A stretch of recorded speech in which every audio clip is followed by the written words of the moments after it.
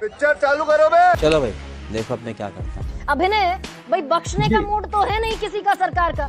24 lakh NEET में लटक गए, 18 लाख सीबीएसई में लटक गए, कई लाख एसएससी में लटक गए, शिक्षक भर्ती में लटक गए, सिपाही भर्ती घोटाले में लटक गए। मैं पहले तो प्रोफेसर महेश वर्मा जी को एक बात बताऊंगा और सारे बीजेपी वालों को भी कि कांग्रेस की नाकामी और भ्रष्टाचार से परेशान होकर देश ने आपको चुना था। लोगों को लगा था कि आप साफ पेपर लीक कर दोगे। प्रधानमंत्री कहते थे कि पेपर लीक उद्योग चल रहा है, प्रधानमंत्री कहते थे कि महंगाई का एम कोई बोलने को तैयार नहीं है। तब हम आपको लेके आए थे। तो आप ये कहना बंद करिए कि पहले क्या होता था। बात होगी 2014 के बाद की।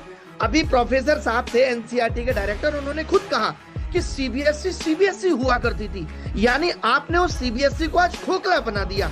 जिस सीबीएसई पे सवाल उठ रहे हैं, गलतियां और गलतियों की माफी का अंतर समझाता हूं। मैंने आपको कहा नीचे से 100 जामुन ले आइए, आपने 3 गिरा दी, बड़ी बात नहीं है। मैंने कहा 100 आईफोन ले आइए, आपने 3 गिरा दिए, बड़ी बात है। तो गलती की इंटेंसिटी होती है। आप 12th क्लास के बच्चे के भविष्य से खेल रहे हो। आप कहते हो हमें विश्वगुरु और विकसित भारत बनाना है, आप बना दोगे। प्रधानमंत्री मोदी बना देंगे विकसित भारत। वो तो और 10 साल के और 15 साल के बनाएगा। तो ये युवा जिसकी मार्कशीट से आप खेल रहे हो। अभिनय ये कैसे? अभिनय एक सेकेंड, 2-3 सवालों का जवाब दीजिए। एज पर योर प्रूडेंस, ये ऐसे कैसे हो सकता है कि एसएससी जैसी बड़ा आयोग सरकार को रिपोर्ट करता है, वो प्राइवेट कंपनी को ठेका दे दे और प्राइवेट कंपनी 500 कंप्यूटर पर 1000 बच्चा बुलाकर खड़ा कर देगा। इन्होंने मनसा की बात की। मैं एक बात से कहूंगा, आज से 8 महीने पहले एसएससी का आंदोलन हुआ, हम डीओपीटी मिनिस्टर साहब से मिले। उन्होंने एक एक बात को बहुत अच्छे से सुना। हमने कहा साहब आपका एसएससी पिछले 10 साल से हम लोगों से खुद गलत प्रश्न पूछ के 100 रुपए मांगता है बच्चों से। उन्होंने कहा ये तो बहुत गलत है। तुरंत चेयरमैन साहब को कहा, चेयरमैन साहब बोले थोड़ा टाइम लगेगा, ठीक कर देंगे, हम रिफंड कर दिया करेंगे, ठीक है। उसके बाद 100 रुपए 50 हुए। अब आपको पता है दोबारा नोटिफिकेशन आया तो फिर लिख दिया गलत सवाल के 100 रुपए देने होंगे बच्चों को। तो ये आपकी मनसा नहीं दिखाता। खोल रहा है। प्रधानमंत्री आपने कहा परीक्षा पे चर्चा करते हैं, कौन करता था? तो परीक्षा लीक पे चर्चा कौन करेगा? एनटीए में इतने सारे बच्चों का भविष्य धुंधला हो गया, आप एक माफी का ट्वीट लिख देते कि मेरी जिम्मेदारी है। आपने एनटीए के पुराने डीजी को छत्तीसगढ़ भेज दिया डायरेक्टर बना के।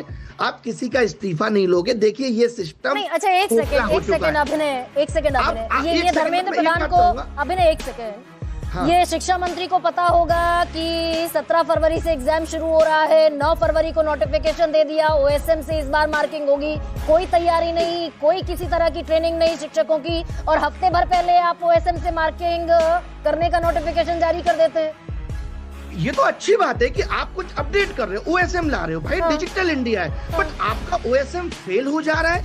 आपने जैसा कहा कि विकल्प वाले सवाल पे आप आधा नंबर दे रहे हो, तो इससे आप ओएसएम पे सवाल मत उठाइए, हाँ। इनकी आउटसोर्सिंग पे सवाल उठाइए कि ये कॉपियां चेक किससे करा रहे हैं। सरकार ये बताती क्यों नहीं कि ठेका कौन सी कंपनी को दिया गया था, कौन कंपनी कल्प्रिट है इसके पीछे?